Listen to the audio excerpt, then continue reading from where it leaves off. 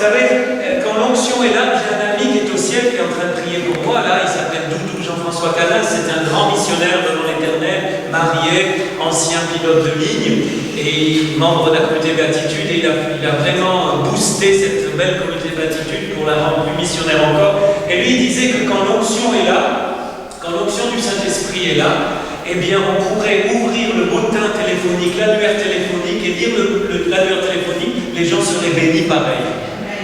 Mais je n'ai pas apporté l'annuaire téléphonique, je suis désolé, parce que maintenant c'est tout informatique, alors les vieux bottins, là, on ne les consulte plus. Alors, il y a quelque chose de vrai dans ce qu'il dit, c'est-à-dire que ce n'est pas ce que je vais vous dire qui va vous bénir, c'est le Saint-Esprit. Amen.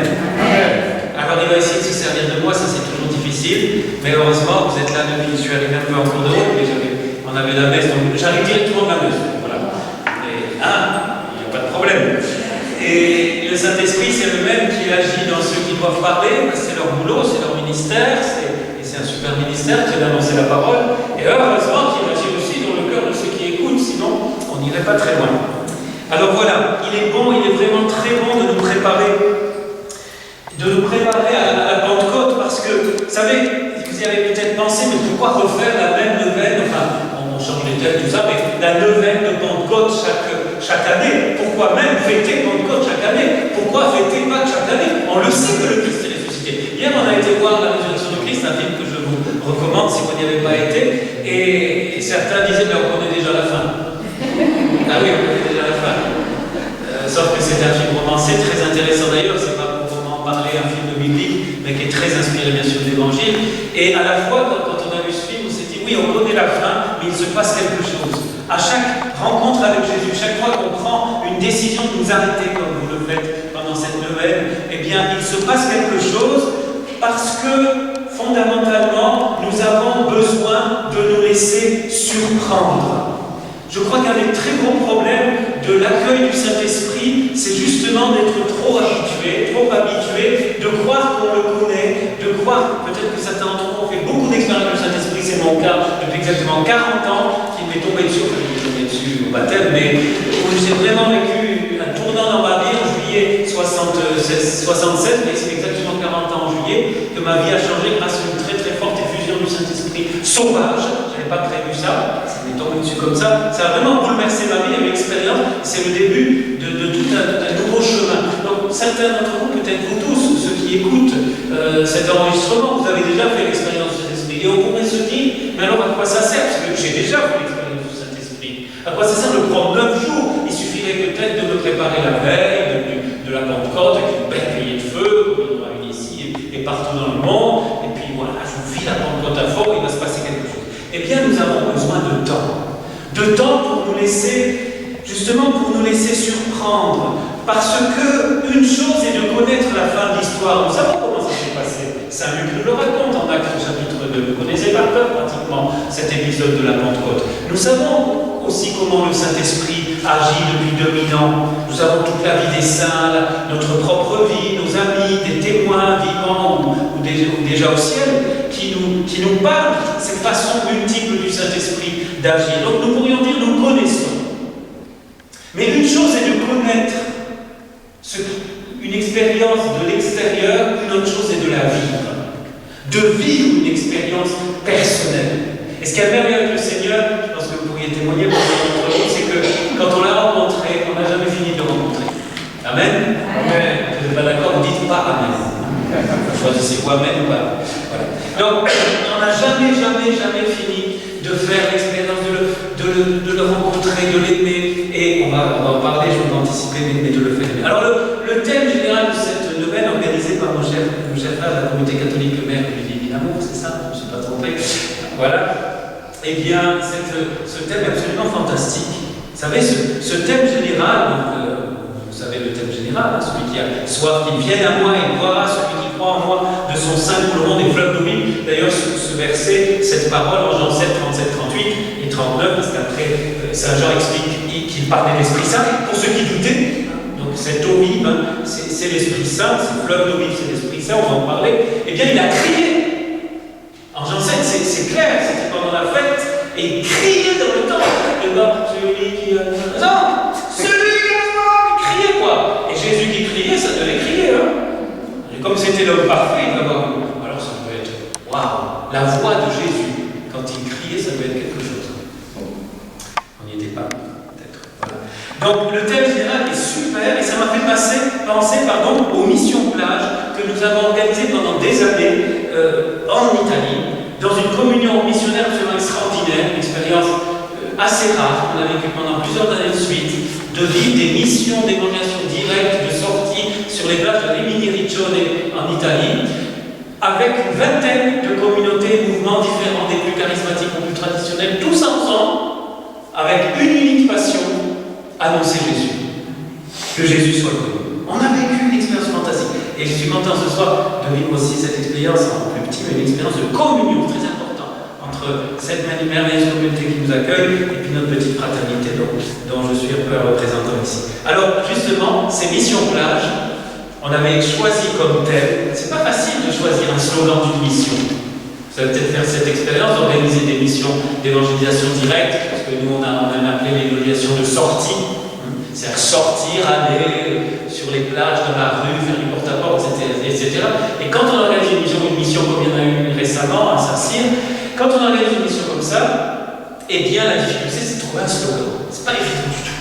Et là on avait trouvé un slogan génial. Pour l'instant, je n'ai pas trouvé mieux. Alors en italien, ça sonne encore mieux. En italien, c'est Chi ha sete venga a me.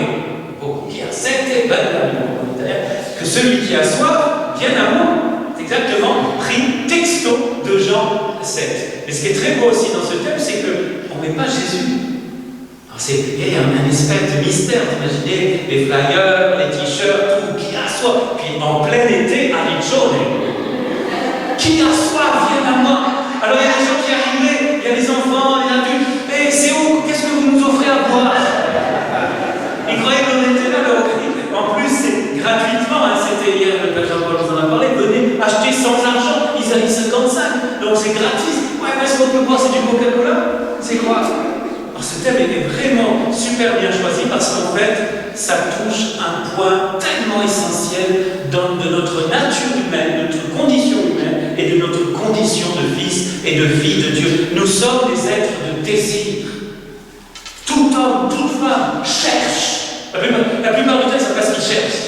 Mais le propre de l'homme, de la femme, de l'être humain, c'est de chercher. C'est d'être sans cesse en recherche.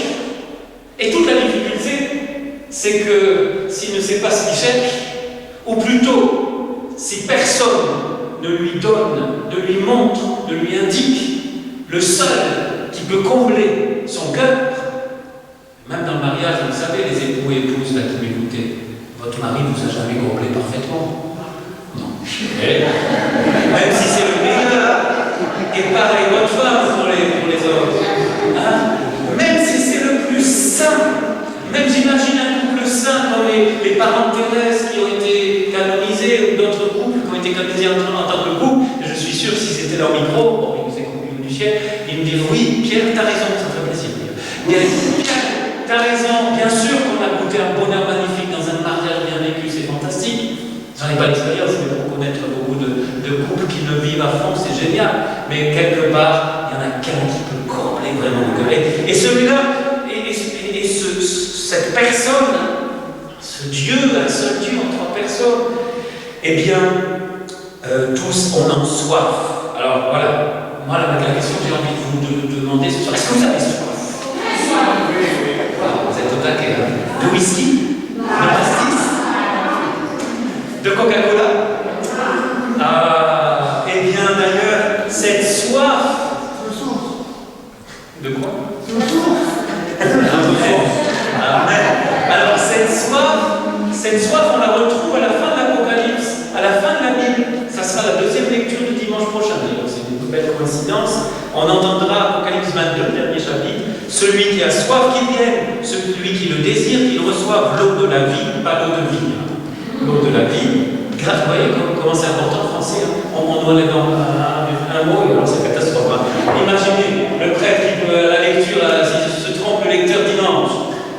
Celui qui a soif, qui le désire, qui reçoit l'eau de vie. L'eau de la vie gratuitement. Alors voilà, c'est vraiment ce désir, je crois que c'est le fil conducteur, je ne sais pas trop comment nos frères ont prévu cette cette nouvelle, mais en voyant un peu les thèmes et puis en préparant ce soir pour vous à partir du thème qui m'a été donné, hein, vous l'avez lu. Si tu savais le don de Dieu, on va y venir, c'est Jésus à la Samaritaine qui est celui qui te dit donne-moi à boire, c'est toi qui aurais prié et il t'aurait donné de l'eau vive. Il t'aurait donné de l'eau vive. Alors, ce fil conducteur est essentiel parce qu'en fait, il en va de notre enthousiasme. Il en va de notre passion. Il n'y a rien de plus triste qu'un chrétien triste. C'est terrible un chrétien triste, parce qu'il n'y a rien de plus triste qu'un chrétien tiède. Il n'y a rien de plus terrible que de sel qui a perdu sa saveur. Et Jésus nous le dit de différentes façons, avec des paraboles. On est appelé à être des hommes, des femmes passionnés, enthousiastes. Alors, ça va au début, quand on rencontre Jésus, on fait une conversion personnelle, on reçoit une effusion du Saint-Esprit, ce que même le pape François ose appeler un baptême dans le Saint-Esprit. Dans le stade olympique de Rome, il y a 2 ans, grande convention avec le renouveau charismatique, il a carrément employé l'expression que parfois dans le renouveau charismatique, on n'ose pas employer, bien sûr, par souci pastoral, pour ne pas confondre avec le baptême, le sacrement du baptême, mais on parle aussi, alors on parle plutôt d'effusion, pas d'infusion, d'effusion du Saint-Esprit, mais certains mouvements, et même l'Église catholique, et le pape lui-même a employé, il a expliqué, bien sûr, il faut toujours expliquer, l'expression baptême dans le Saint-Esprit. On est immergé dans le Saint-Esprit, ce qui permet aussi de bien le relier à notre baptême, à l'unique baptême où on a reçu le Saint-Esprit et d'où tout vient. Bon, je ferme la parenthèse. Mais justement, de cette soif, du fait d'alimenter la soif, entretenir cette soif. Imaginez des chrétiens qui arrivent à la messe ou arrivent à une semaine de prière ou ce soir à la c'est pas mon cas, je suis sûr. Bon, je pense pas, tout va bien, j'ai déjà assez bu. Je suis rassasié. Je vois vos têtes, c'est pas votre cas, c'est pas mon cas. Et le jour où, vous savez, d'une autre façon, c'est comme ceux qui disent moi je suis déjà arrivé, je connais tout, j'ai plus rien à apprendre, je connais le catéchisme par cœur, j'ai rencontré Jésus, j'ai reçu 36 000 effusions du Saint-Esprit, j'ai vu des miracles. Vous savez, tout ce que je vous dis, je l'ai vécu moi-même, j'ai vu des miracles, j'ai vu des paralytiques se lever, j'ai souvent entendre, des aveugles voir. Vous savez, on peut même s'habituer à ça. Tiens, encore un paralytique qui se lève. On s'habitue à tout, c'est terrible. Pardonnez-moi l'expression un peu vulgaire, mais cette foutue habitude qui nous empoisonne la vie, qui nous vole notre joie. C'est une ennemie terrible. Je ne parle pas des bonnes habitudes. Les jeunes et les moins jeunes, il faut apprendre les bonnes habitudes, bien se tenir à table, pas dire de gros mots, etc. Bon, il y a des bonnes habitudes à acquérir. Mais cette habitude qu'on pourrait appeler plutôt lassitude, train-train, quotidien, cette vie poussiéreuse, alors justement, cette soif est essentielle de l'entretenir et d'y répondre, bien sûr. Et plus on boit, et plus on a soif. Et à la fois, on a plus soif. C'est très paradoxal. Eh bien oui, bien sûr, parce que, vous savez, nos mots humains, nos raisonnements sont très difficiles, sont très pauvres plutôt, pour exprimer quelque chose finalement de si simple. Tellement, tellement, tellement simple. Et on le voit, on le sent quand on en fait l'expérience. Encore une fois, il s'agit d'une expérience, mais attention, cette expérience peut s'approfondir si nous utilisons aussi notre raison. L'autre jour, une charismatique prédicatrice prêchait dans notre paroisse et elle disait j'aime bien le Père Pierre parce qu'il est à la fois fou et sage. J'ai beaucoup aimé, j'espère que c'est vrai. J'aimerais être encore plus fou, mais à la fois encore plus sage. On peut être complètement fou dans cet esprit. On peut chanter, danser, sauter. Bon, à la messe, il faut faire attention quand même. Après, ça dépend des moments. Mais c'est vrai, je vous assure, il y a des moments à la messe, toute l'assemblée devant, et je suis tellement pris de joie, j'ai envie de sauter, danser, puis je me rappelle, attention, il y a quand même, la messe ne m'appartient pas, c'est Saint Jean-Paul qui me l'a dit, je ne peux pas en faire n'importe quoi, je suis un prêtre, je dois suivre, et puis je dois quand même penser à ce qui arrive, peut-être pour la première fois. Donc, ma raison n'éteint pas la folie, mais me permet d'équilibrer, parce qu'il faut aussi l'équilibre. Et la raison nous aide à partir de la parole de Dieu. Car souvent nous raisonnons mal, si nous raisonnons à la Descartes, si on rencontre Descartes, mais sans la parole de Dieu, on finit par nier tout, par douter, et le doute engendre le doute, et on n'en finit plus. Non, raisonner à partir de la parole de Dieu. Alors voilà, ça c'est soif, nous voulons entretenir la soif. Mais il y a un risque terrible. Je ne sais pas pourquoi, en me réveillant le matin, il m'est venu cette chose-là, en pensant à ce soir. Il y a un risque que je voudrais mettre en lumière dès le début, car plus j'avance dans la vie, plus je me rends compte que ce risque est un obstacle, devient un obstacle majeur à l'œuvre du Seigneur en nous, à l'œuvre du Saint-Esprit en nous et à travers nous. Car il faut toujours tenir les deux. Je vous le dirai, le redirai, ceux qui me connaissez de ça, mais il ne faut jamais penser qu'à soi. Il ne faut pas penser, allez, ce soir je viens pour mon petit Saint-Esprit à moi, je veux ma petite Nobel, ma petite Pentecôte à moi, je veux bien. Toujours penser aux autres. Ça c'est Jésus, hein, il nous enseigne ça. Toujours il est venu pour que tous aient la vie. Et nous sommes ses disciples. Donc nous ne pouvons pas nous contenter de boire notre whisky dans notre coin, notre eau de vie, et puis laisser les autres mourir de soif. Cette eau de vie, nous la buvons, cette eau de la vie, pardon, nous la buvons pour pouvoir devenir, d'ailleurs, Jésus, dans ce même passage de Jean 7, dit de son sein couleront l'eau. Ces deux versets c'est parmi nous les préférés, parce que c'est tout résumé. C'est à la fois, bien sûr, que nous-mêmes, nous soyons des intellects, mais que nous puissions devenir aussi, pour les autres, des instruments pour qu'ils trouvent Jésus. Donc ce risque, vous le connaissez, mais on n'en parle pas assez. J'aimerais le dénoncer encore pour qu'il ne nous empoisonne pas la vie et il ne nous empêche pas d'accueillir en cette Pentecôte une nouvelle effusion du Saint-Esprit. C'est ce consumérisme, cet esprit de consommation qui est indissociable de l'individualisme et qui est en train de, non seulement qui bousille notre société depuis des décades, mais qui est en train, avec la mondialisation, et je parle d'expérience puisque je vais régulièrement au fond de la forêt d'Amazonie, nous avons une mission de fraternité. Et je vois qu'avec Internet, qui est un outil qui peut faire des merveilles, mais peut aussi faire beaucoup de catastrophes, et bien avec la mondialisation, ce consumérisme et cet individualisme, qui sont comme deux frères, eh bien, sont en train de polluer et de faire du mal partout dans le monde. Il n'y a plus de frontières. Autrefois, ça se limitait peut-être à des sociétés de consommation, comme vous disiez. Puis il y avait des pays pauvres qui avaient beaucoup de problèmes et qui étaient préservés de cet individualisme. Je pense, pendant que je vous parle, à un témoignage de très bientôt, Sainte Mère Teresa, le 4 septembre prochain à Rome, ceux qui pourront aller devant votre télé, le 4 septembre, Sainte Mère Teresa de Calcutta. Elle raconte cette histoire où elle a donné à manger à une famille très pauvre, à une maman qui ne mangeait pas depuis longtemps, enfin qui ne voulait pas manger à ses enfants. Et tout de suite, cette maman, dans un taudis, dans un bidonville, a disparu. Ma Mère Teresa l'a suivie. Et elle a vu que cette maman allait partager ce qu'elle avait reçu avec une autre famille qui était encore plus dans la misère. Waouh! Et ça, là, il n'y a pas de consumérisme et d'individualisme. Et malheureusement, c'est en train de faire des ravages partout. Nous sommes tellement imprégnés de l'esprit de consommation. Je veux, j'ai besoin, j'achète. Et si je n'ai pas d'argent, créer la consommation.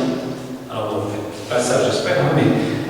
Et c'est l'air que nous respirons du matin au soir. On a grandi, même les plus vieux comme moi, enfin, peut-être plus vieux que moi, ensemble, on a grandi dans cet esprit-là. On ne s'en rend même plus compte.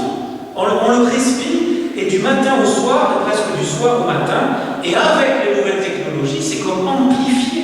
Il y a comme une multiplication, un bombardement de cet esprit, je veux, j'ai besoin, j'achète. Et puis c'est je. Et c'est très lié. Encore si c'était j'achète pour donner aux autres. Donc, parfois c'est aussi ça. Je ne suis pas en train de diaboliser, attention, hein. Je pointe un obstacle majeur. Ça veut dire que tout est comme ça grâce à Dieu dans notre monde. Ce monde que Dieu a tellement aimé qu'il a donné son Fils pour que quiconque croit en lui ne périsse pas, mais il a mis éternel, Jean 3. Bravo. Ah bah oui, c'est 3,16, si vous connaissez pas le 3,16. Bon. Sans que nous nous en rendions compte, nous avons acquis on parle de boire, hein, on parle de recevoir, on parle de l'eau de la vie, mais sans que nous nous en rendions compte, nous avons acquis des réflexes de consommateurs aussi au niveau spirituel et ecclésial. Personnellement, j'en fais l'expérience depuis que je suis curé, c'est pas longtemps, 30 ans de sacerdoce, mais ça fait 3 ans et demi que je suis curé, moyen, tout ça, comme bref. Je me rends compte, je l'avais déjà vu avant, mais je le touche un peu plus du doigt, combien cet esprit de consommation fait des ravages dans le saint peuple de Dieu. Nous avons besoin d'en être conscients pour nous débarrasser de ça.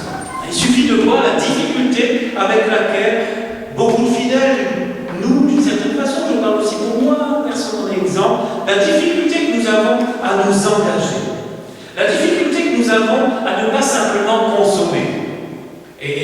pousser au maximum, il y a les consommateurs, mais alors là, quand ça me plaît, je prends cet épisode, ce supermarché du budget, c'est pas mal, je préfère aller à l'autre, de temps en temps je change, je prends le hors-d'œuvre dans une église, je prends le plat de résistance dans une autre, j'ai rien contre ça, personnellement, je ne suis pas un prêtre qui va vous dire attention, tu retournes ta paroisse.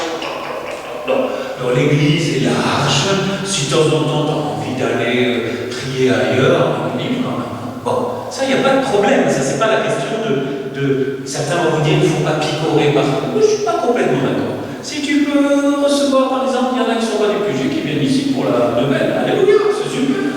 On n'est pas là comme ça, le campanilisme, comme on dit en italien, chacun son clocher, tout ça, il faut arrêter avec ça.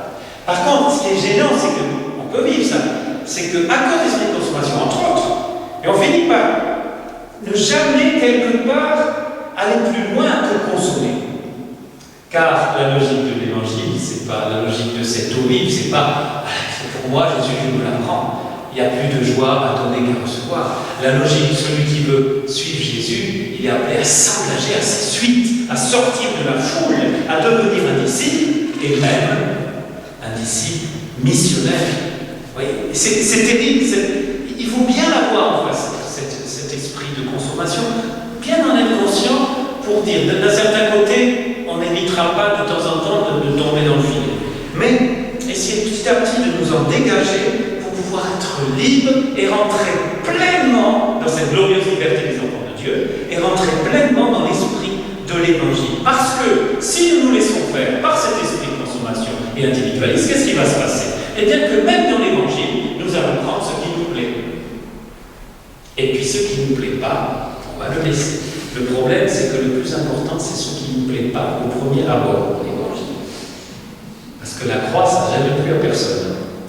Renoncer à soi-même, ça n'a jamais plu à personne. Et quand Jésus dit, celui qui doit être mon disciple et qui ne renonce pas à tous ses biens, celui qui me suit ne peut pas être mon disciple, c'est pas fait que pour les religieux du divin amour, Marie du divin amour, ou pour les autres religieux. C'est une parole qui s'adresse à tous les disciples de Jésus. Nous sommes appelés vraiment à rentrer dans ce don en crescendo. Et le Saint-Esprit, les amis, c'est le don par excellence. C'est le donateur et c'est le don par excellence. Donc si nous voulons aller profond dans notre... parce que peut-être vous vous dites, mais quel est le rapport avec le Saint-Esprit? Pendant que je vous parle d'ailleurs, je suis en train de découvrir que le rapport est très profond. C'est que si nous ne sortons pas de cet esprit où je prends, j'achète, j'accumule, si nous ne rentrons pas dans ce mouvement de don, ça sera très difficile d'avoir une relation intime avec le Saint-Esprit. Car lui, il est donation totale. D'ailleurs, à l'image de Jésus, là, Jésus aussi. Mais le Saint-Esprit, par excellence, il est le donateur de tous les dons et le don que nous attendons et dont nous avons besoin, et le seul qui peut vraiment nous combler parce qu'il nous mène au Père par Jésus. Voilà. Et c'est comme ça que si on ne fait pas attention, on peut être des chrétiens et même des charismatiques très enflammés, mais qui finalement faisons du surplace. Et vous savez que dans la vie spirituelle, le surplace, c'est impossible. Ou on avance, ou on recule. Un conseil d'amis, avançons. Amen. Amen. Voilà. Alors, certains ont dit, le Père Pierre, il commencerait ce soir. Non. D'ailleurs, je ne juge personne, je ne condamne personne, sinon moi-même, enfin, je ne me condamne pas. Je fais mon autocritique, mon examen de conscience, parce que, encore une fois, cela peut nous empêcher d'avancer et nous voulons avancer. Alors, juste un dernier petit mot, j'ai beaucoup parlé du consumérisme, j'aimerais dire un mot sur l'individualisme. J'ai remarqué d'ailleurs que Isaïe 55, c'est vous tous qui avez soif, venez. C'est pas toi qui as soif, viens. Alors la relation personnelle est importante, mais c'est beau d'ailleurs de vivre une semaine ensemble, parce que vous avez peut-être posé cette question. Il y a des choses évidentes parfois, c'est tellement évident qu'on ne réfléchit plus. Mais les apôtres, quand ils ont vécu la Pentecôte, est-ce qu'ils étaient chacun chez soi? Ils étaient tous ensemble. Ils étaient réunis. Le Saint-Esprit aurait très bien pu tomber sur chacun personnellement. Une petite lampe de feu, la rue Victor Hugo, une lampe de feu, la rue Charles de Gaulle, une lampe de feu, chacun chez soi, comme on le dit, chacun chez soi est Dieu pour tous, ou chacun pour soi est Dieu pour tous, ça c'est pas chrétien. Il y a des gens qui disent comme Jésus l'a dit. Jésus n'a jamais dit ça. Moi, je n'ai pas pensé de cette façon si clairement que le Père a choisi d'envoyer l'Esprit Saint pour la première fois de façon officielle. L'Esprit Saint a déjà, d'ailleurs, le soir de Pâques, où c'est la première effusion du ressuscité. Il souffle, à ce moment-là, il souffle. C'est pareil, ils sont ensemble. Ils ne soufflent pas sur chacun tour au tête. Il y avait Thomas qui n'était pas là, mais après, il a eu sa Pentecôte personnelle. La miséricorde, ça. Mais ensemble, pareil à la Pentecôte. Ils étaient ensemble depuis 10 jours. Il y avait Marie. Je ne parle pas sur Marie, sinon je dépasse mon temps. Je ne peux pas tout dire.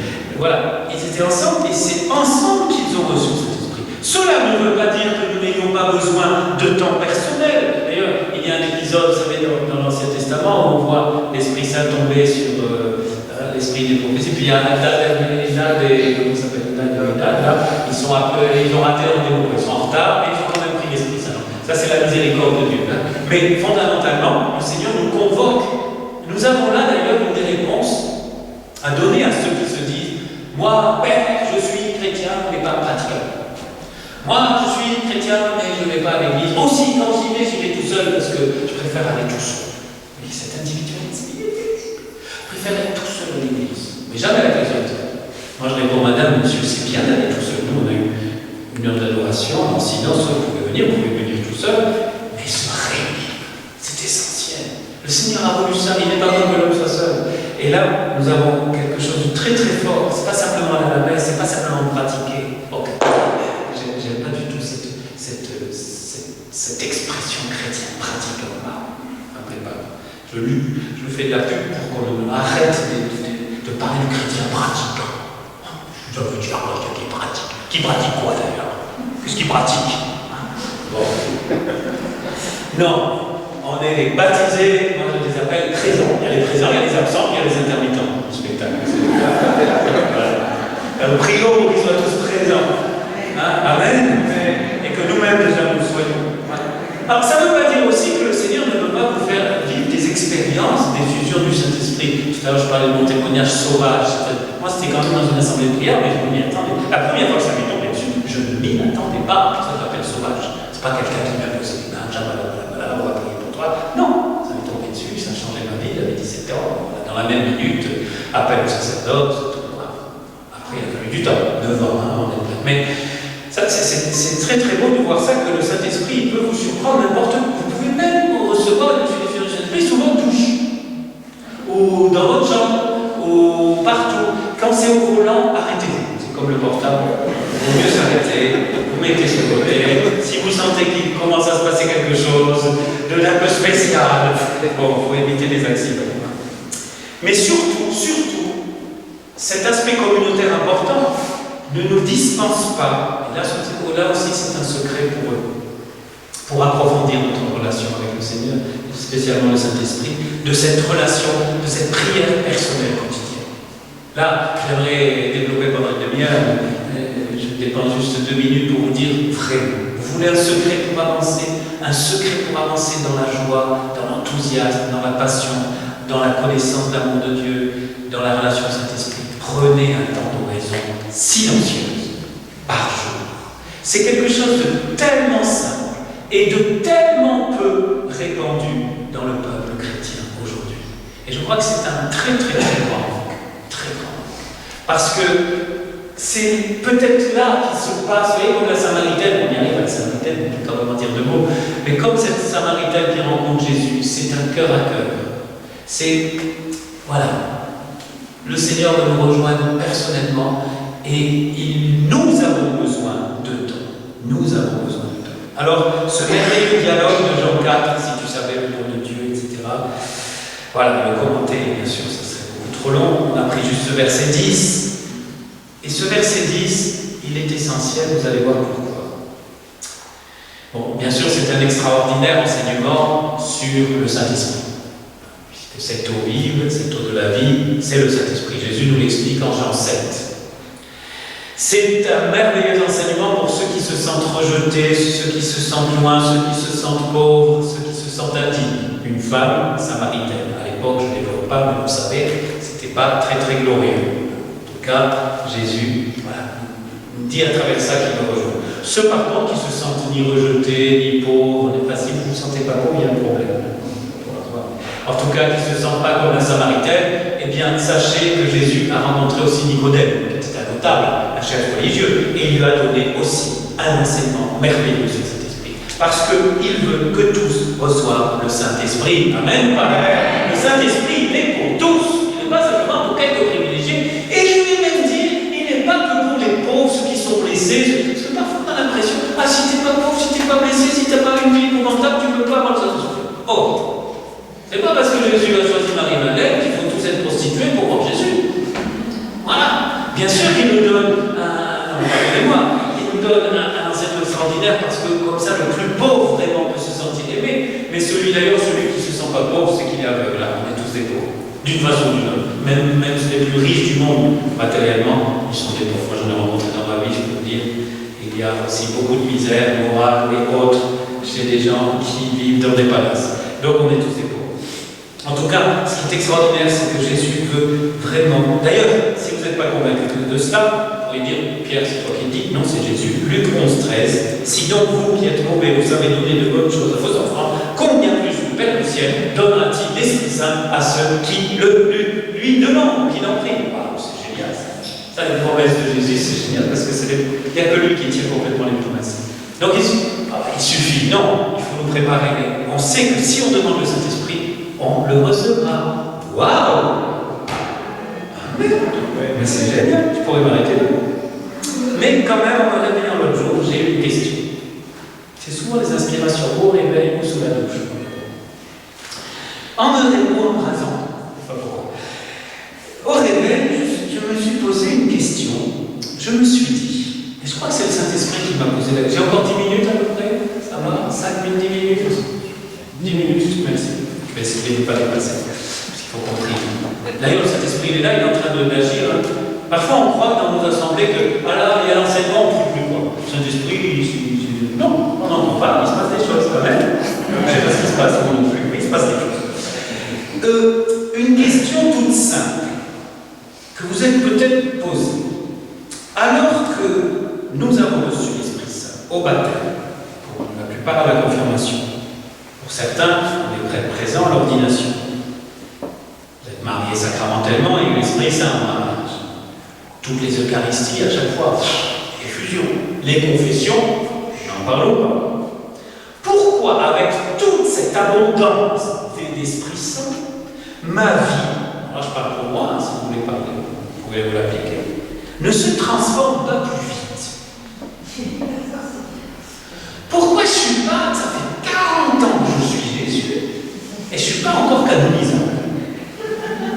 On ne canonise personne avant saint Thomas, ça c'est la prudence de l'Église. Pourquoi je ne suis pas un chrétien plus enflammé? Moi, Père Pierre, pourquoi je ne suis pas un prêtre encore plus fou? Pourquoi c'est ça? Plus charitable, plus rempli de ce feu d'amour. Pourquoi? Avec toutes ces prières, ces effusions de cet esprit, pourquoi je ne suis pas plus saint? Parce que le Saint-Esprit, en hébreu, on l'appelle Ruach HaKodesh. On l'appelle pas le Saint-Esprit, on l'appelle l'esprit de sainteté. Ce n'est pas une nuance.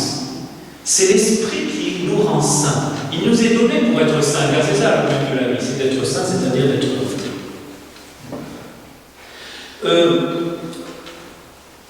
Alors, j'ai eu un début de réponse. Je me suis dit, dans la vie chrétienne, on peut faire 2 erreurs.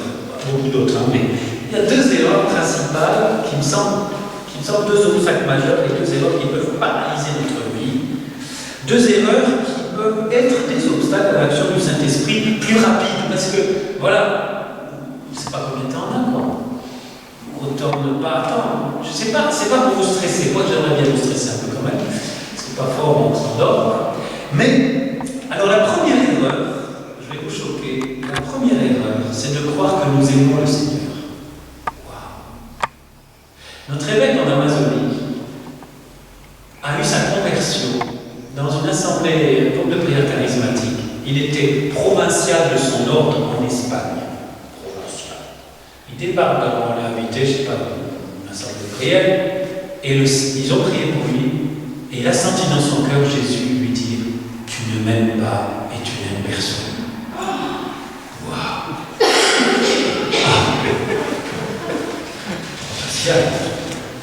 Alors ici, il a dit, Jésus, si je t'aime pas et je t'aime personne, voilà, j'arrête tout, quoi. Je laisse le sacerdoce et tout. Puis ça l'a fait comprendre, on va demander la prière à des laïcs. Lui, prêtre provincial, il s'est mis à genoux devant des laïcs qui ont prié pour lui. Et là, il a pleuré toutes les larmes de son corps. Sa conversion provinciale, comme une deuxième conversion. Mais tout est parti de la chose quand je vous raconte, parce qu'il faut l'entendre, c'est un saint homme, il faut l'entendre raconter ça. C'est un évêque, c'est très très charismatique, prêtre dans le feu du Saint-Esprit, très proche des pauvres aussi. C'est un évêque absolument extraordinaire dans l'âge commun. Et cette expérience a été fondatrice, ça a été un tournant dans sa vie. Après, il a tout laissé, le provincial, il s'est mis à disposition supérieure. Envoyez-moi où vous voulez. Il l'a envoyé en Amazonie. Après 25 ans, il est devenu évêque. Il a fait un boulot extraordinaire. Et il est à la retraite, là, il attend son successeur, il est toujours en fonction. Et il a pris cette expérience de réaliser au plus profond de lui-même cette parole, finalement, de 1 Jean 4,10. On est dans les 4,10, on peut exprimer. En ceci consiste l'amour. Ce n'est pas nous qui avons aimé Dieu, mais c'est lui qui nous a aimés et qui a envoyé son Fils en victime de propitiation pour nos péchés. Ce n'est pas nous qui l'avons aimé. Fondamental. Avoir conscience de ce. Pas pour dire, c'est pas pour nous culpabiliser, nous écraser, je suis nul, non. Mais d'abord, ne pas regarder à notre amour, mais d'abord à son amour. Amen. Amen. Ça, c'est un point de départ essentiel, un point de départ de tous les jours. C'est pas qu'au début. Certes, il y a le désir de Dieu dans notre cœur, mais est-ce que nous pensons d'abord au désir que Dieu a de nous?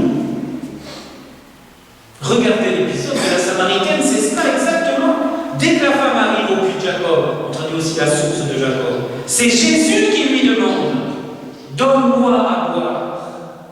C'est Jésus qui lui manifeste son désir, le désir de son amour, sa soif des âmes. C'est toute la spiritualité de Mère Teresa. Ce j'ai soif qui est marqué dans toutes ces chapelles. C'est Jésus qui, sur la croix, n'a pas soif d'eau. Il a soif de nous. Amen. Mais ça, c'est absolument fantastique, c'est impressionnant. Dieu qui demande à sa créature, donne-moi à boire. Dieu qui désire sa créature, Dieu qui aime chacun de nous à la folie. Et on a du mal avec ça, à cause de nos blessures de tout ça. On a du mal à se dire, mais oui, je suis le chouchou du Seigneur, je suis le préféré du Seigneur. Jésus arrive à nous préférer, c'est fantastique. Moi, je préfère la tarte au citron au gâteau au chocolat. Oui, donc j'aime moins le gâteau au chocolat. Quand j'ai dit ça à la paroisse, ils m'offrent toujours des tartes au citron. Mais Dieu, il arrive à nous aimer, à nous préférer aux autres, sans aimer moins les autres. Parce qu'il est l'amour parfait. Donc chacun peut dire, c'est pas on est jaloux, c'est terrible, la jalousie, pas les femmes qui sont jalouses, tout le monde. La jalousie, c'est bon. On est mais pourquoi lui et lui? Mais regarde, toi t'es aimé pareil, même mieux. Et l'autre mieux. Waouh, mais c'est génial ça. Et c'est génial, et Dieu nous manifeste son amour. Vous voyez, le Père Quentin la Messa explique, prédicateur de la maison pontificale depuis plus de 30 ans, explique que la religion chrétienne est la seule qui dit d'abord ce que Dieu fait pour nous, avant de dire ce que nous devons faire pour lui. C'est d'abord ce que Dieu fait pour nous, jusqu'à la croix. Et c'est fondamental parce que ainsi nous nous laissons toucher, transpercer. Et c'est la vérité, c'est pas qu'un truc. Non, c'est la vérité. Donc, première erreur, croire qu'on aime Dieu. Ça ne veut pas dire qu'on n'aime pas. Vous voyez, d'abord partir de ça. Non, d'abord nous laisser. Deuxième erreur, c'est de croire. Alors, c'est paradoxal, mais cette première erreur en entraîne une deuxième. C'est de croire que Jésus a besoin de nous. C'est de croire qu'on lui fait plaisir. Ah, on te fait plaisir, Jésus. Oh, je viens à cette semaine. Hein. J'ai renoncé à pas mal de choses pour toi, Jésus. Hein. Regarde comme je t'aime. Hein. Oh, ça, plus ou moins consciemment, croire que Jésus a besoin de nous. Eh bien, ça paraît paradoxal de vous dire que non, il n'a pas besoin de nous. Non, il n'a pas besoin de nous. Il aurait très bien pu sauver le monde sans nous. D'ailleurs, il a sauvé sans nous. D'une certaine façon, c'est pas nous qui avons sauvé le monde. Même Marie n'a pas sauvé le monde. Mais il a voulu nous associer. Il a voulu avoir besoin de nous. C'est tout le mystère de Marie, corrédentrice, entre guillemets, qui nous représentait tous. Il a voulu avoir besoin de nous. Et ça, c'est absolument fantastique. C'est paradoxal. Il nous désire, mais il n'a pas besoin de nous. Il a voulu avoir besoin de nous par pur amour. Et de notre côté, ne croyons pas que nous faisons une faveur, un cadeau, en prenant du temps pour lui. Nous sommes des pauvres, nous sommes des mendiants. Et ça, c'est la deuxième attitude. Nous laisser aimer et crier. C'est pour ça qu'on dit viens Saint-Esprit. Parce qu'au bout d'un moment, on peut se dire, ça fait depuis 2000 ans, le béni créateur, on le connaît par cœur, hein, Saint-Esprit. Depuis 2000 ans, moi je suis au Saint-Esprit, je lui dirais, oh, j'ai compris. Vous savez, c'est comme vous invitez un ami. Vous invitez un ami, viens, il voit un mail, un texte sur WhatsApp, viens, il finit par venir. Il arrête tout le temps. Et puis vous lui ouvrez la main, viens. Il rentre dans la main, viens. Et ça part, il fait 5 minutes, mais je suis là. Et moi, le verbe le Saint-Esprit, je le dis parfois, au bout d'un moment, il doit dire, hé, je suis là. C'est à toi de venir. Ça, c'est notre problème. C'est que lui, il est là. Ça ne veut pas dire qu'il ne faut pas lui dire rien. Toutes ces belles lignes, cet esprit, nos chants et tout, c'est justement pour réveiller en nous la soif. Mais c'est pas pour qu'il vienne. C'est pas parce qu'on va dire viens, allez, je t'en viens. Ben, il est là déjà. Mais c'est nous qui avons besoin de lui. Vous voyez cette attitude fondamentale. Et ça, c'est la condition pour une effusion du Saint-Esprit véritable et durable. Moi, je milite pour une effusion du Saint-Esprit véritable et durable. Une effusion du Saint-Esprit qui ne soit pas simplement saupoudrée, mais que vraiment ça transforme. Et pour ça, donc, je résume et je conclue. 1. Nous laisser transpercer par son amour chaque jour. On va prier pour ça ce soir. Ou plutôt, on va se mettre dans cette disposition. Nous laisser aimer par lui. Et peut-être lui dire un peu moins bien ce soir, on va continuer, mais lui dire je t'aime, je t'adore, je me laisse aimer. Dans le credo, on dit qu'il reçoit même adoration et même gloire.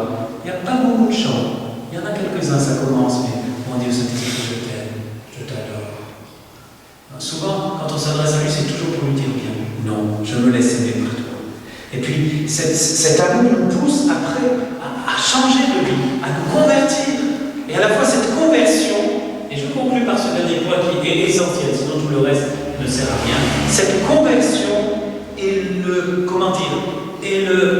la condition pour une effusion véritable et durable. Ça, c'est aussi d'enseigner cet évêque dont je vous parlais.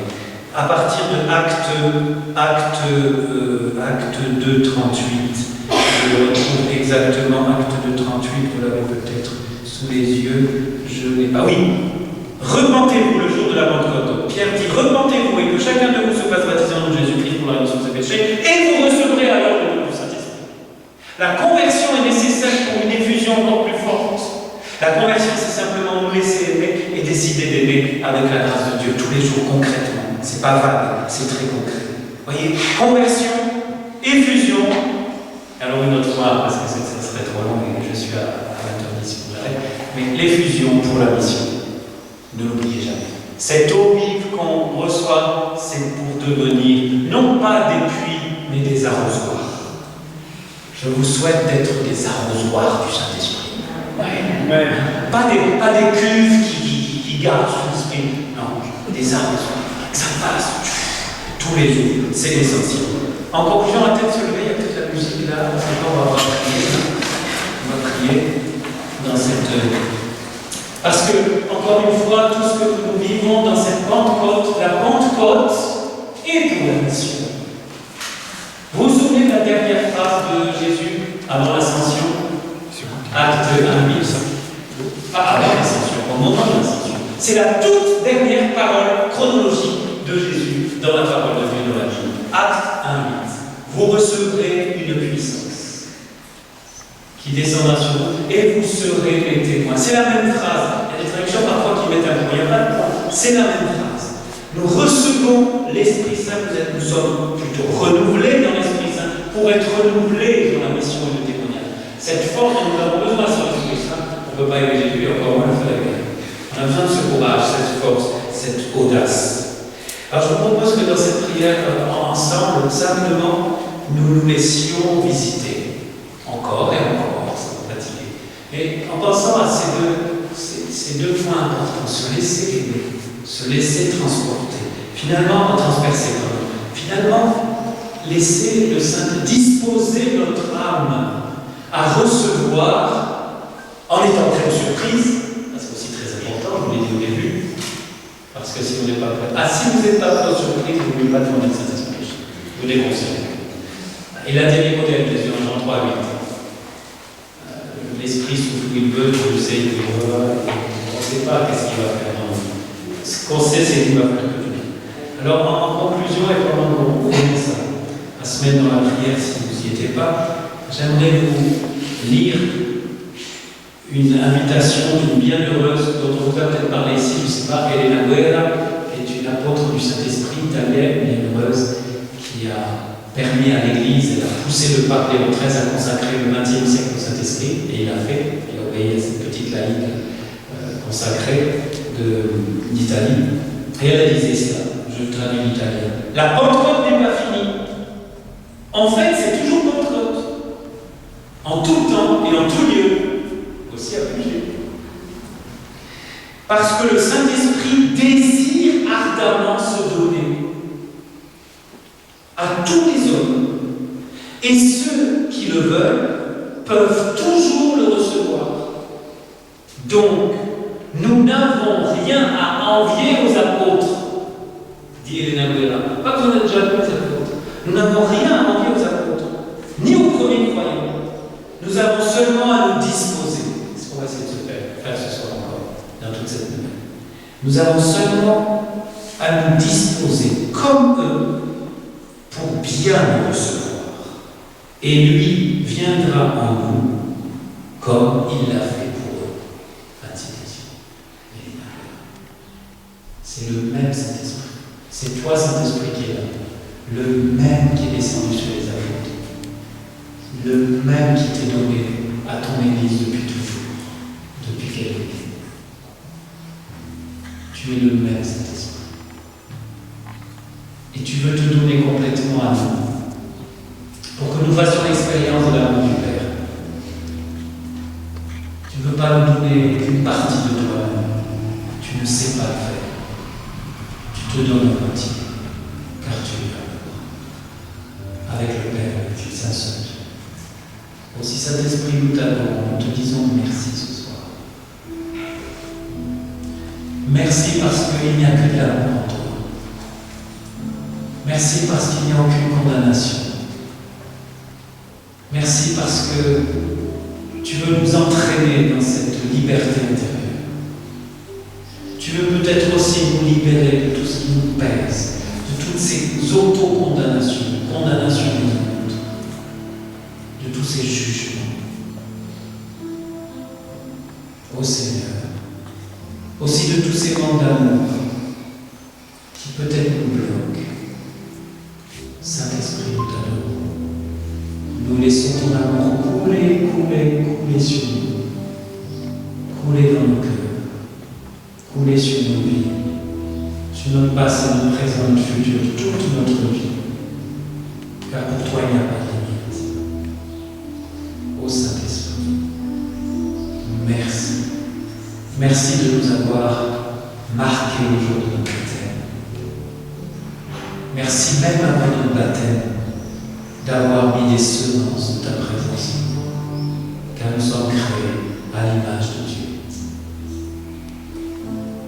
Toi qui déjà soufflé sur Adam, sur Ève, sur nos premiers parents, qui n'as cessé de souffler sur tes enfants, toi qui t'es posé définitivement sur Jésus, qui l'a oint complètement, au point qu'il s'appelle le oint, le Christos, le Mashiach, le Messie. Et c'est lui, c'est grâce à lui, c'est grâce au don de sa vie, à sa mort, à sa résurrection, que nous avons accès aujourd'hui à toi, Saint-Esprit. Et par toi, à lui, comme c'est dans Saint-Esprit. Souffle encore sur nous. Tu sais ce dont nous avons besoin au deuxième jour de cette nouvelle. Et chaque jour, ce que tu donneras.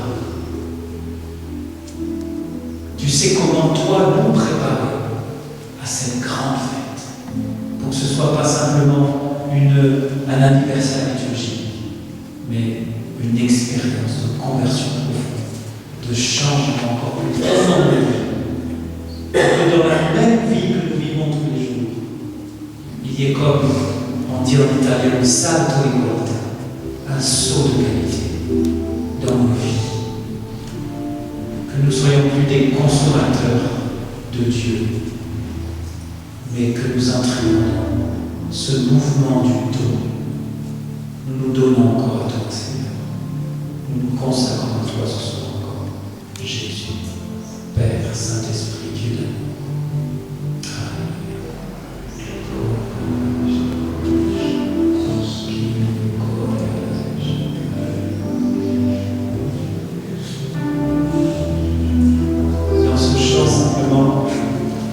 Laissez-vous aimer. N'hésitez pas à fermer les yeux.